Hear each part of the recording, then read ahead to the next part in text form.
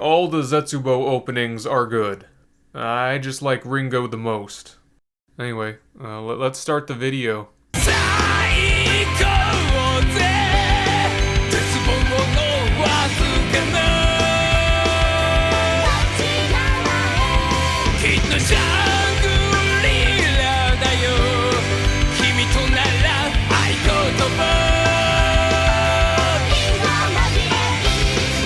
There are over 1.5 million diagnosed paranoid schizophrenics living in America today. Should our healthcare system be doing more to make sure they are safe to themselves and others by watching over them 24 hours a day?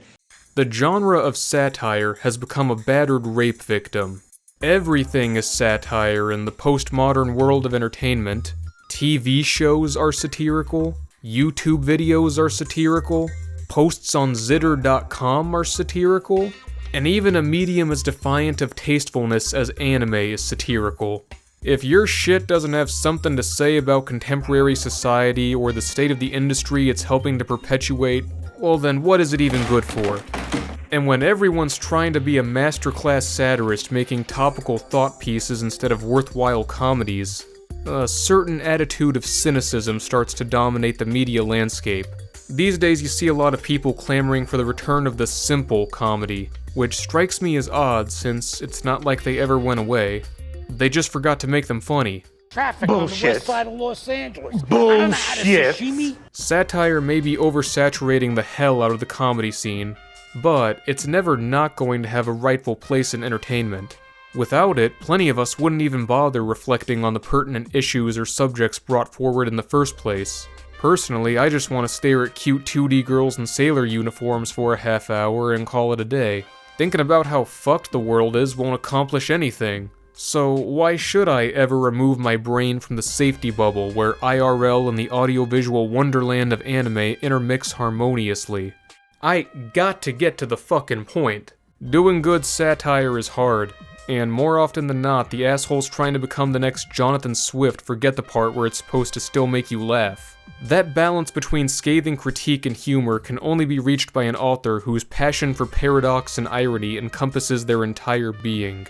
This brings us to one of the greatest satirists to ever touch pen to paper, Koji Kumeta.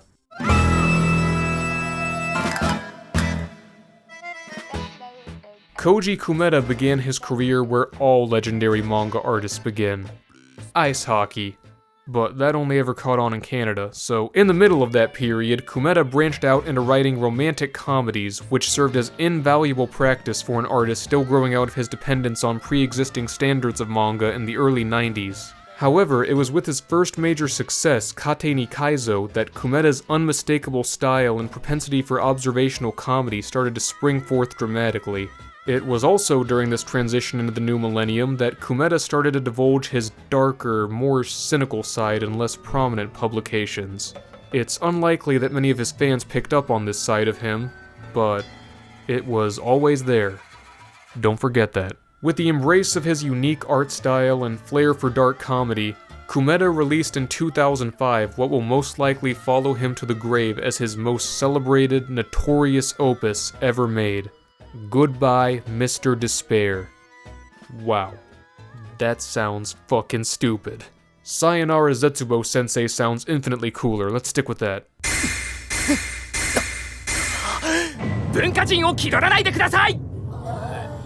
There's nothing in the enormously varied world of manga quite like Zetsubou Sensei.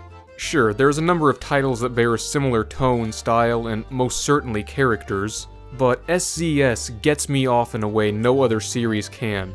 And I'm not an easy man to get off. It tackles the darkest, most solemn aspects of Japanese and foreign cultures alike, and somehow always maintains this lively, feel-good atmosphere that seeps into the reader's mind and awakens their ability to detect all the ironies that pervade their daily life. One time I read 3 volumes in a row on a perfectly ordinary afternoon before going on a walk in the park, and I spent like 2 hours talking to myself making witty observations about random people and events going on. I felt like the douchiest man alive. It was as if my brain had been rewired to perceive the outside world as an ongoing episode of Zetsubou Sensei. Like some sort of backwards-ass enlightenment where every contradictory element of a social environment stands out in a way that cannot be ignored. I had to marathon the first season of Gochiusa to go back to normal.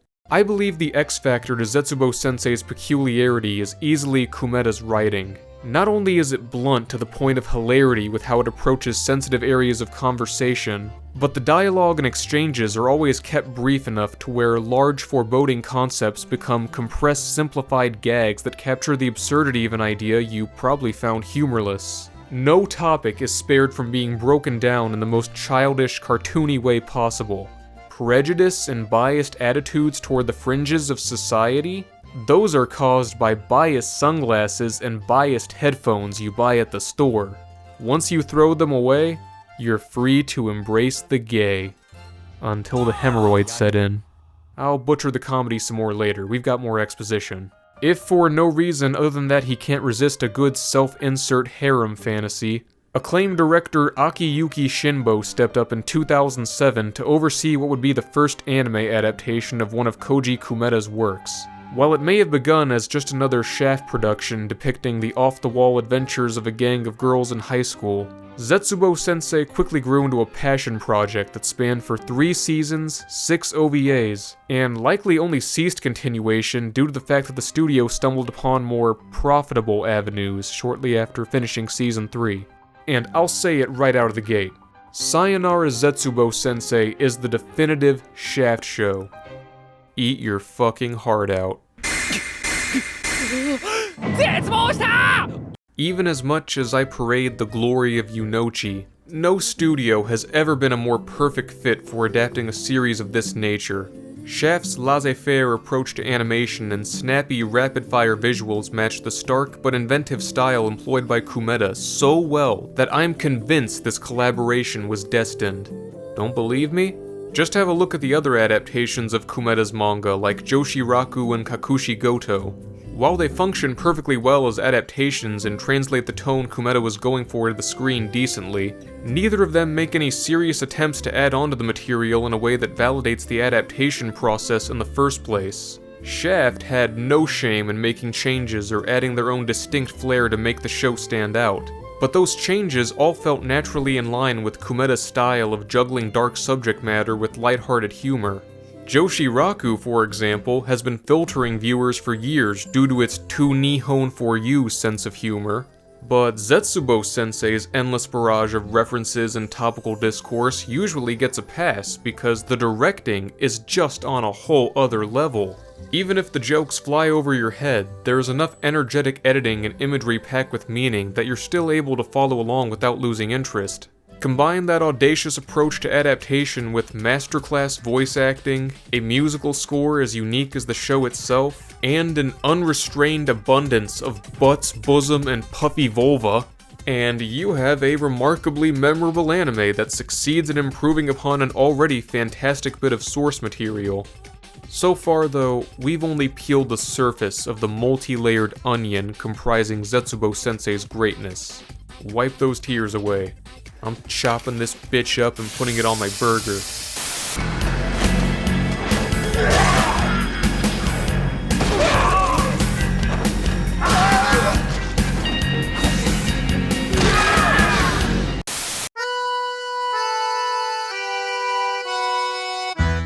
Half the formula making up Sayonara Zetsubou Sensei's magic is Mr. Zetsubou himself, Nozomu Itoshiki.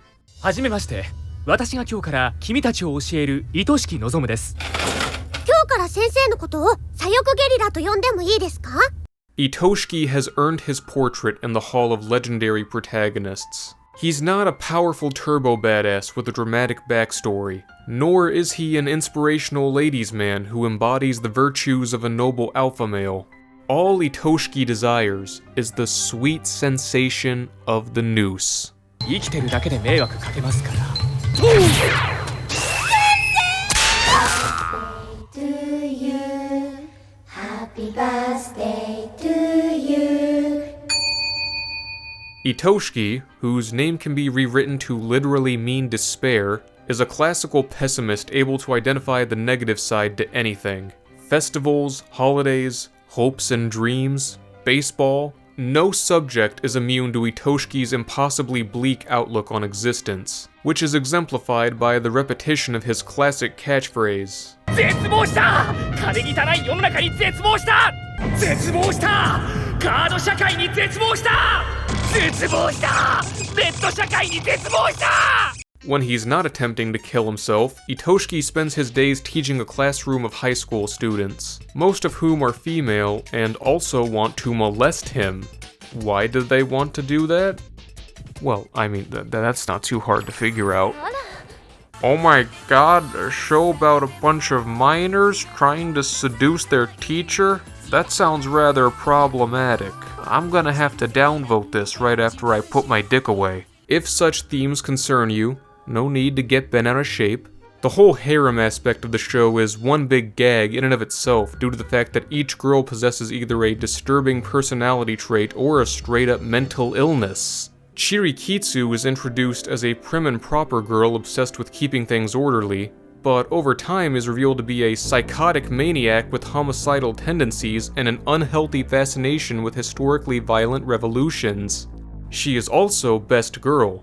By a landslide. Matoi Tsunetsuki is a stalker whose obsession with Itoshiki goes to comically extreme lengths. Kiri Komori is a smelly neat that lives in the school. Meru Otonashi is a fragile, cute mute who communicates through cruel, abusive text messages. Abiru Kobushi is a permanently injured girl believed to be the victim of domestic abuse, who in reality is merely obsessed with animal asses. Kairei Kimura is the blonde foreigner archetype with dissociative identity disorder. And Maria is brown. That's the most troubling disease of all. She's cute though, so we forgive her. There's also Nami. She's normal. Fucking disgusting. All of these deeply disturbed girls fall in love with Itoshiki one way or another. But after their introductions, they more or less become mirrors for Itoshiki to bounce his pessimistic lectures off of and hold conversations with. The harem thing is only ever brought up for the sake of a joke that typically results in one or more of the girls beating Itoshiki to death for being a devout Volso. Our guy wants nothing to do with them. He's smart enough not to cave into jailbait, especially when they have a body count. Your life is nothing. You serve zero purpose. You should kill yourself now and give somebody else a piece of that oxygen and ozone layer that's covered up so that we can breathe inside this blue trapped bubble. Because what are you here for? To worship me? Kill yourself. You might express concern over the idea of a show whose main character does nothing but preach about the injustices and disparities of the world. Cynicism is fine in doses, but when it's nothing but doom and gloom for 30 plus episodes in a row, you start encountering the risk of nihilistic burnout. We need a balance, and that's why the series begins by juxtaposing the most negative man alive with the most positive girl alive, Kafka Fura. こんな素晴らしい春の日に自ら命を絶とうなんて人いるわけありません。いますよ、ここに。いません。 Kafka's boundless optimism makes her the natural foil to Itoshiki. Whenever he presents a list of examples for why a subject or a concept is nothing but despair, she never fails to present a list of positives or benefits to an age-old practice or aspect of Japanese society. This sets up the typical structure to a chapter or episode of Zetsubou Sensei. Itoshiki or one of the girls are engaging in a random activity. Itoshiki finds a way to spoil the mood by commenting on the downsides or negative associations with said activity. Kafka counters his cynicism with what could easily be viewed as blissful ignorance. And then things usually wrap up with a punchline loosely connected to one of the observations previously brought up in the chapter. Or an explosion. You can't go wrong with a good explosion. There is zero limit to how far a gag can be stretched, and there's no way of knowing which direction an episode's gonna go based on the initial discussion. For instance, an offhanded comment from a character about the unstable weather escalates into a heated diatribe about post-war Japan's desire for stability producing unstable lifestyles that contradict the nation's own set of beliefs. The cast can't even enjoy the pleasant tidings of spring without Itoshiki pointing out all the terrible things associated with the season. And then somehow this builds up to Chiri bombing Parliament. Through the use of this simple but reliable structure, Kumeta turns the manga into a vehicle for throwing out social commentary on virtually any subject you can think of. The man is a chameleon when it comes to perspective. Some people seem dead set on the idea that he's a right-wing nationalist that idolizes the Showa era, whereas others have labeled him a bitter leftist who's grown to resent his own culture and routinely spits on it in his comic book about a suicidal teacher. Really, I doubt it's that black and white. Kumeta pulls no punches when it comes to pointing out all the hypocrisies and idiosyncrasies native to the Japanese public. And with the sheer number of jokes that dump all over both himself, his manga, and the industry itself, I don't believe there's any room for accusations of agenda pushing or any other bullshit you'd see in threads debating the politics of Western comics. なんか先生ワクワクしてません？先生左翼？左翼ではありません。教師です。 Moreover, Zetsubou Sensei jokes about much more than political business. Most episodes and gags choose to focus on concepts that are so absurdly stupid they circle back to being comedic genius. On the anniversary of the high school's opening, Commodore Perry shows up to forcefully open anything that's closed.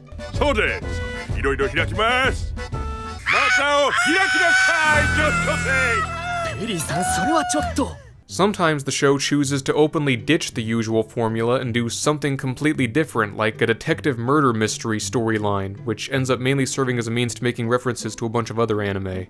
I think this one's a reference to that one robot show. I don't know, I don't like mecha.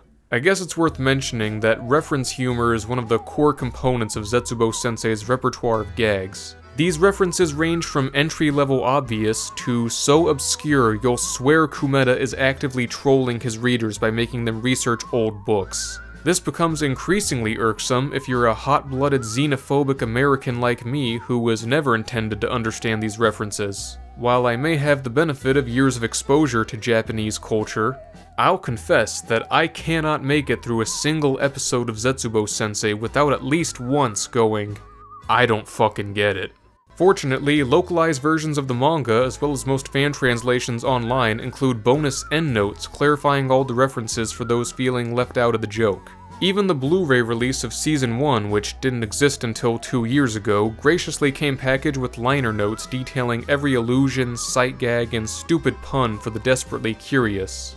Now, if the idea of flipping back and forth between the middle and end of a manga in order to comprehend a reference to a chain of beef bowl restaurants sounds like it might be annoying, it's because it is. It feels like David Foster Wallace came back from the dead and decided to translate a manga because he empathized with the suicidal protagonist. But trust me when I tell you that all of this extra effort on the part of the viewer to catch every reference is in no way essential. You can still enjoy Zetsubou Sensei on the strength of its near-universal philosophical musings alone. Just because a guilt complex and hikikomoris are concepts intrinsically tied to Japanese identity, that doesn't mean such social matters aren't found in plenty of cultures outside of Japan. And in most cases, Sayonara Zetsubou Sensei opts to provide criticism or commentary towards matters relevant to everyone, not just its domestic audience. この世には知りたくないことがたくさんあるのです。それは必要値でお願いします。知ってしまったら辛くなるから。 To me, the most interesting episodes of the series are the ones that delve into the psychology and eccentric behavior shared by most of humanity. In chapter 142, Itoshiki explores the idea of gappeldongers, a name he's given to the concept of self-awareness and personal reflection in the midst of an embarrassing situation. When you realize how much of a dumbass you look like trying to play with your Wii, that's when a gappeldonger shows up. Oh! By giving such a literal interpretation of the idea of taking a look at yourself, Kumeta manages to stretch the comedic potential for abstract concepts to their absolute limits in ways that a topical work taking itself too seriously would never stoop to. Itoshiki's antics and thought processes may be ludicrous, but to flat out dismiss any of his points due to how ridiculously they're being presented would be a denial of basic human nature. Why do we tend to opt for a third option when choosing between two things we like? Why do we tend to focus on smaller details like the sponsor instead of the main event itself? What came first, the panties or the panty thieves? These are seemingly worthless questions that only a series demented enough to fill half its episode with caveman cutaway gags is willing to ask and make a thought-provoking spectacle of. This circles back to Kumeta's commitment to tackling any subject in existence with a cynical edge no matter how mundane or inversely controversial it may be. Nothing is immune to mockery and ridicule at the hands of Zetsubou Sensei. Yet at the same time, nothing is immune to being given a fair treatment and examination. Every inconspicuous element of this world can be perceived as shitty in one way or another. But through the eyes of an enduring optimist, every inconspicuous element can also be perceived as beautiful. This yin and yang are the two dueling philosophies depicted in the series, and while Itoshiki and Kafka are clearly meant to physically represent those philosophies, we can also see the dichotomy at play in nearly every other factor within the show. The girls all embody an attractive quality found in moe characters, but their glaring personality faults clash with those attractive qualities tremendously. The show maintains a vibrant, lighthearted atmosphere that contradicts the depressingly honest truths about life being brutally shoved in our face. Even Itoshiki's suicidal tendencies fulfill this yin and yang struggle. No matter how many attempts to take his life he makes, he never manages to follow through all the way, and even has the gall to exclaim, "What if I had died?" when these attempts are interrupted. It's all one big paradox, poking fun at itself in the midst of poking fun at everything else under the sun. Could this be considered looking too deeply into something meant to be a simple comedy? Yes, definitely. Kumeta would likely have a field day making fun of my babbling.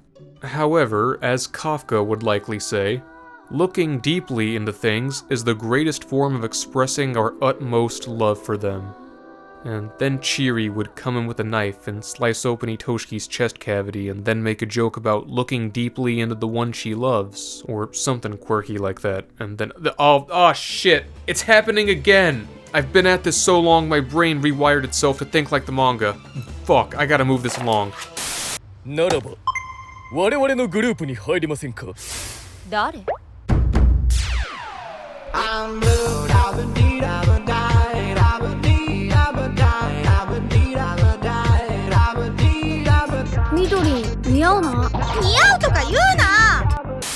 There's way too much going on in Zetsubou Sensei's comedy for me to dissect it thoroughly, and I'm certainly not smart enough to do it the justice it deserves. But what I can say in good confidence is that you do not have to be pure-blooded Japanese or even a so-called intellectual to appreciate Kumeta's satire.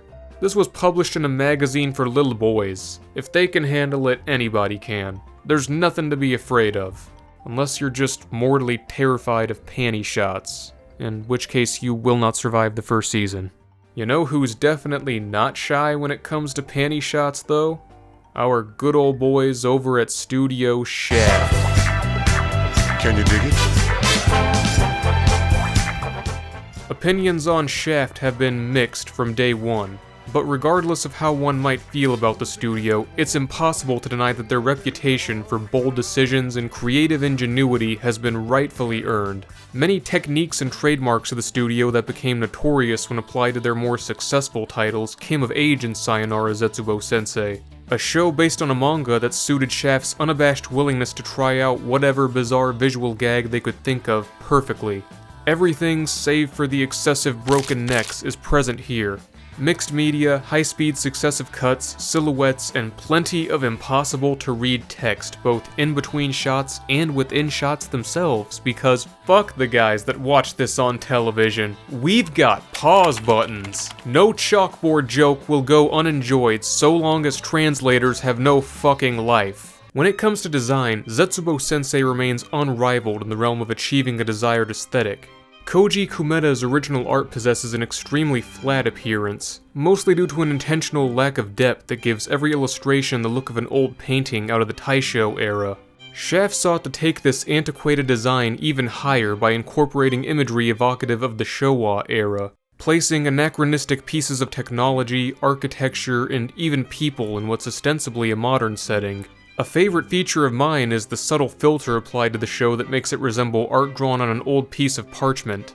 Everything looks like it was animated on a postcard, and when coupled with the deliberately grainy overlay meant to resemble film reels of the 20th century, the anime becomes one of the most visually inventive shows of its time. Pacing is another element of the series that changed extensively during the adaptation process. Reading a chapter containing numerous bullet points backing up Itoshiki's outlandish arguments could range from a quick skim to a tiring process of looking up every reference and squinting to make out indistinguishable text. Akiyuki Shinbo took one look at all those word dumps and got the biggest erection of his life when he realized his fetish of overloading the senses of his viewers could be realized without restraint. All those long lists of examples for Itoshiki's points become unreadable walls of text that flash by in a second. And then on top of that, there's still the classic Shinbo staple of split-second intertitles which will induce actual nausea should you try to keep up.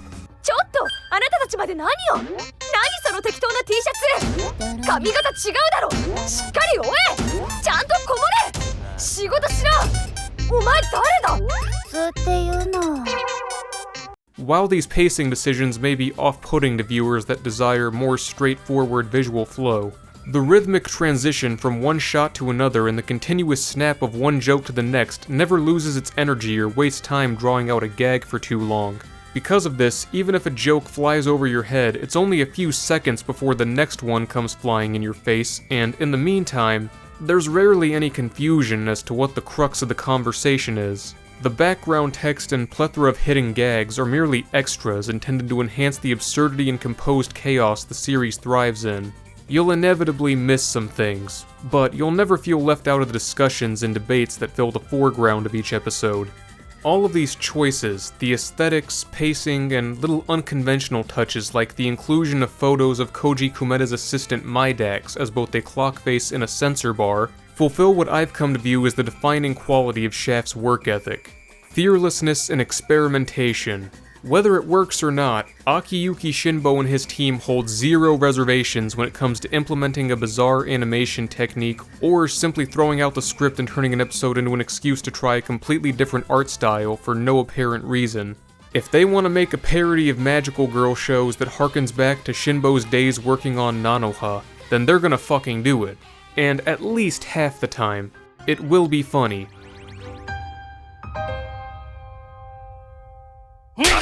This commitment to creative freedom has historically been credited to Shinbo, whose name looms over nearly every Shaft show like Lucasfilm looms over every Star Wars property.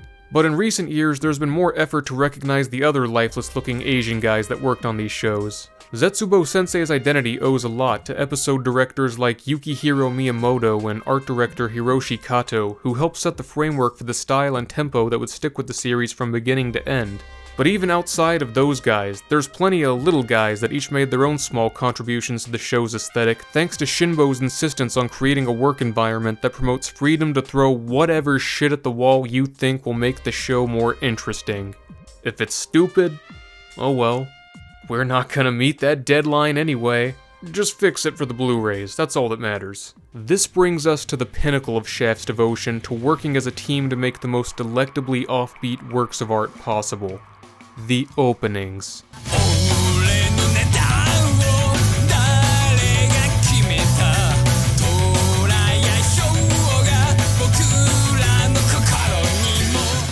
For some reason, Shaft decided to make not one, not two, but all three of the top 3 greatest openings in anime history. Not even looking at the animation, the music alone is untouchable. You have the raw, heavy voice of metal singer Kenji Otsuki paired with the soft and cute backing vocals from the anime's female voice actors. This collaboration both intrigues new viewers who have no clue what kind of show they could be in for with a song this unusual, while also continuing the trend of harmonizing opposites I brought up earlier through the unlikely pairing of heavy metal and moe. Complementing the music are what could easily pass for award-winning short films in the form of the opening animation, which only grows more erratic and off the wall with each season. From Buddhist imagery to creepy anatomy charts to, oh my god, is that the Challenger exploding? Jesus! There is no better way to describe these OPs than as a creative orgy of unrestricted animated madness. The extended version of the third opening done for the final OVAs could easily stand alone as one of the greatest music videos ever produced, even if the deeper meanings are overshadowed by dancing apple people and pantsu laser beams. To me, this marks the coming of age of Studio Shaft. From a dirt-poor group of animators relying on the shortcuts and cost-cutting measures of a director still trying to prove himself, to a dominant, unparalleled giant of the industry with both the resources and gusto to execute any creative vision they want. no matter where they go from here, whether it be high, low, or just nowhere. The mark they've made can never be erased from the minds of anyone fortunate enough to experience Zetsubou.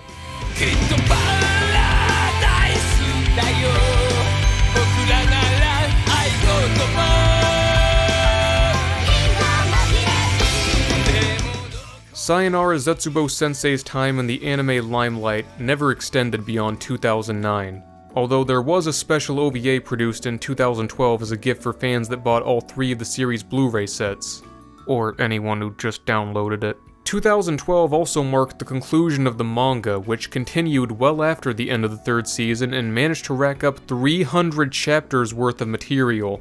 A damn impressive number considering how exhaustive it can be finding something new to spoof or satirize on a weekly basis for years on end. However, you may notice that whenever you search up Sayonara Zetsubou Sensei or merely come across a discussion of it online, you're guaranteed to encounter someone making a stink about the ending of the manga. Well, that's weird. Manga endings are almost always controversial, typically because the artist has lost interest by that point or had an unfortunate visit from the Axeman. Here's Johnny! But how in the world could a plotless manga as consistent and episodic as Zetsubou Sensei possibly have an ending that generates genuine outrage? This is where you stop watching the video.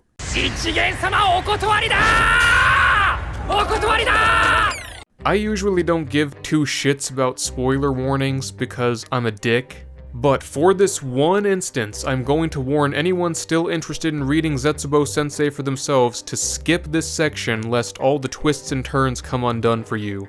Because let me tell you, once you know how this whole thing finishes, you will not be able to read or watch it with virgin eyes again. That right will be forfeited.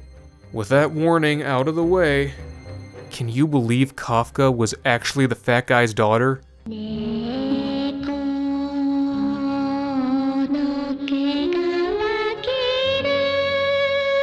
Oh my god, Kafka was dead all along? And all the girls were possessed by ghosts of dead girls, and they tried to kill themselves, and they all received organ donations from just Kafka, a ghostbuster who assembles a harem of all the girls sharing the collective consciousness, and there's a bunch of little Kafkas running around. Junkun's a Catholic? The sphere was actually just a radio the whole time?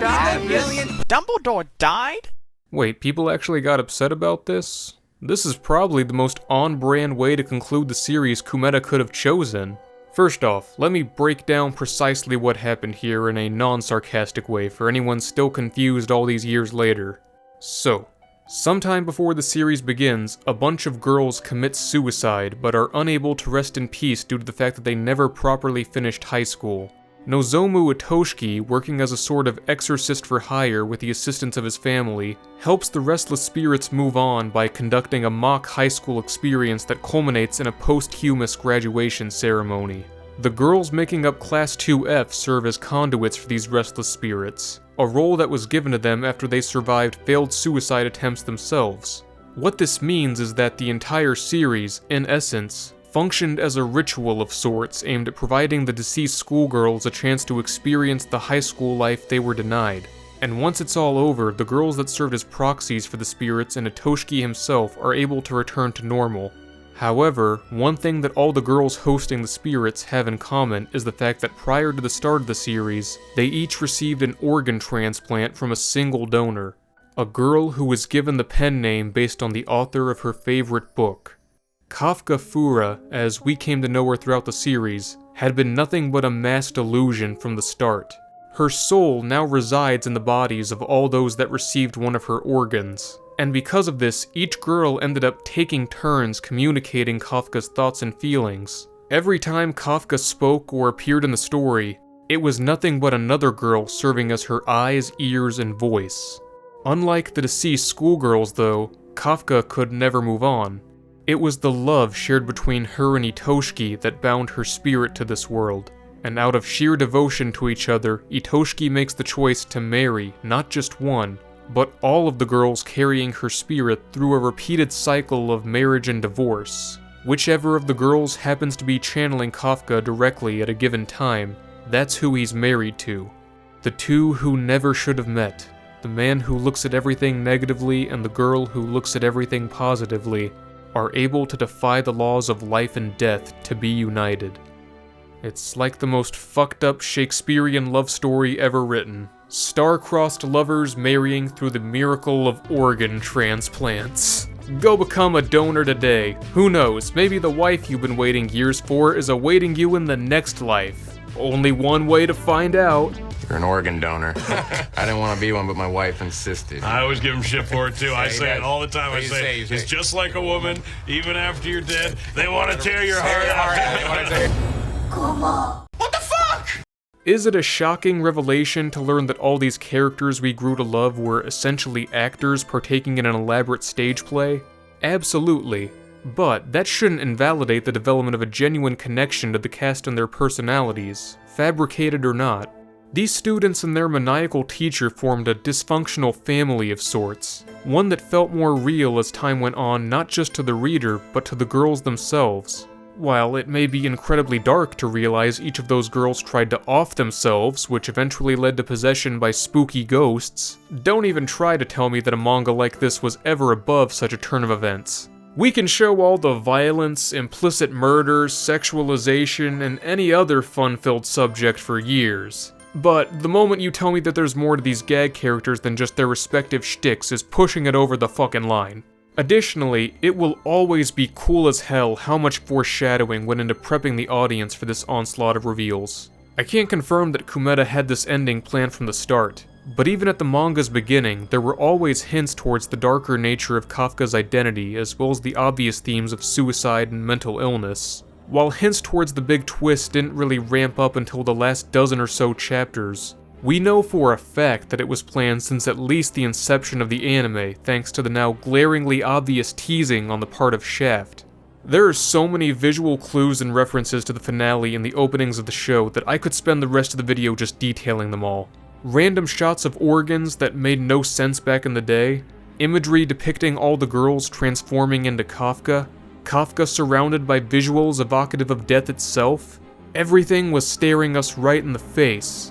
But to most viewers, it appeared to be nothing but the usual Shaft, once again taking too many drugs before work. Whether Kumeta had this denouement planned from the beginning or not, it's still masterful how many parts of the manga he was able to bring full circle. Before the manga even began publication, a short teaser for it parodying an overly dramatic trailer appeared in the magazine that ran Zetsubou Sensei. Then, 7 years later, that same scene was redrawn for the finale with a whole new chilling context behind it. That's some Kubrickian shit. I'm a sucker for this kind of stuff. It really gives you a good reason to go back and reread the story to see what else there is to pick up on. さーて、今日は先生に何を作ってあげようかな。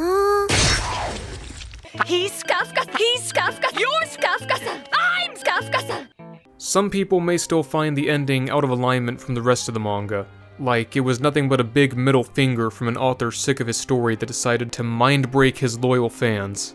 That point of view doesn't hold much water after you make the realization that this ending is the ultimate final punchline of Sayonara Zetsubou Sensei. Kumeta used his magnum opus's conclusion to deliver his most truthful point of all. People get so caught up in the madness of the final 5 or so chapters that they disregard the previous 295 chapters that deliver some of the most blisteringly honest yet hilarious social commentary and critique of modern Japan ever written. 12 years later and beyond, there are more people that discuss Sayonara Zetsubou Sensei's insane mindfuck of an ending than there are fans of its incredible manga and passionately put together anime. Every time some asshole makes a video about Sayonara Zetsubou Sensei on the internet, they will inevitably have to address this ending and make a big deal out of it because that's just what's expected of them. The continued habit of audiences to harbor on endings instead of the main story itself has left me in despair. But let's not beat around the bush. We all know the real reason this ending went down was so Kumeta would have a way to realize his dream of a harem ending in a way that's both believable and consistent with the themes of the manga itself. delusional shippers get their respective victories, and the self-inserting Coomers get their polyamorous fap fantasy. It's a win for everyone. Bravo, Koji. You actually committed to the harem end. You're a better man than most.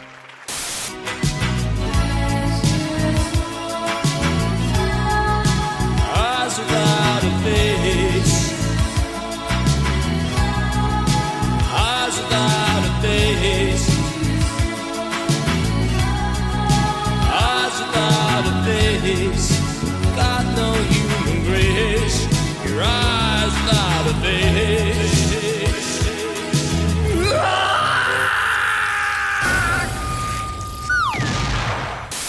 Making a comedy anime is like stepping onto a stage in front of an audience composed of nothing but hecklers eager to make someone cry.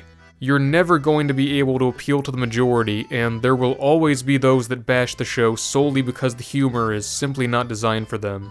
Making a comedy anime that also has something to say, however, is like stepping in front of a firing squad. Now you've got all those hecklers not laughing and pissed off. Miraculously, Zetsubou Sensei bridges the gap between funny and insightful in a way where it's almost impossible not to have a good time with it. The energy and constant propulsion of images offering different meanings or reactions rubs off on the viewer to an infectious degree where it's easy to feel deeply invested in the conversations being held. Even when the subject is completely unfamiliar, you feel captivated by Itoshiki's strangely rational arguments, and more often than not find some way to relate to the various issues and social phenomena the series brings forward. This doesn't guarantee the satire will click on a universal scale. Some things were just never intended for consumption outside of Japan, and it's natural for a number of gags or puns to be lost in translation along the way. Some people may read or watch this and still be too stupid to comprehend even the most simplified attempts at humor. And for that, I offer my condolences. But even people like that can still get some enjoyment so long as they remember Kafka's Law. Even if a manga is meaningless, it's okay if there's a lot of cute girls in it. I guess the only major question on the minds of fans now is whether or not we'll eventually see the rest of Zetsubou Sensei, or at least that wild-ass finale, finally animated in a long-awaited 4th season. Well, similar to what I said in my assessment of a possible continuation of Hidamari's sketch, I don't believe Shaft is in a position anymore where niche titles like this one have any financial or even creative incentive to exist. Shaft is not the same, and neither are the people that built its legacy. This isn't me trying to shit on them for a lackluster output or for focusing on what sells. It's merely addressing the reality of the studio's current status. Zetsubou Sensei had a solid run. The fact that it managed to go beyond just 1 season is astounding in retrospect, considering how desperate fans of so many contemporary shows are for more than a mere 12 episodes. We've got to be grateful for what we have, especially since what we have is already good enough as it is. Plus, these ladies are getting old. We've already lost Miyu Matsuki. This show would never be the same without our beloved filthy Fujo Harumi. We have to learn to let what we love rest. I know that goes against the whole idea of the manga's ending, but just go with it. It's a proverb. Pretend I said something deep.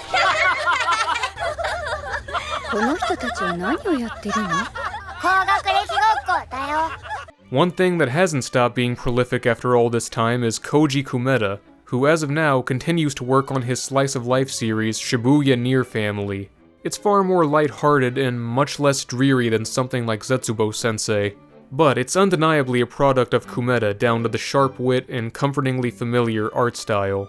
It's always refreshing to see a prominent mangaka keep up a strong output long after the peak of their popularity, especially for someone with as many doubts about their own talent as Kumeta.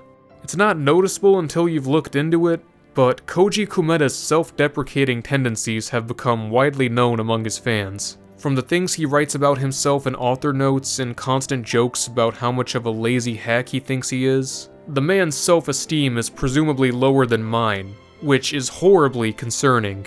He infamously chose to conclude Kakushi Goto after seeing how well done the anime adaptation was, which led to a mini existential crisis concerning his artistic ability, which can only make me wonder how much the weight of an adaptation as inspired as Zetsubou Sensei's rested on his shoulders as he continued to work on it. I only hope that he realizes deep down how many people have come to appreciate him for all the eccentricities and quirks that allowed him to write some of the finest comedies in manga history. It seems the biggest display of irony to spawn from Kumeta's twisted mind was having a series meant to highlight all the despair found within our society ultimately make society better by virtue of its own existence. We're always going to need a little despair in our lives, because sometimes despair is what it takes to finally see the funny side of things.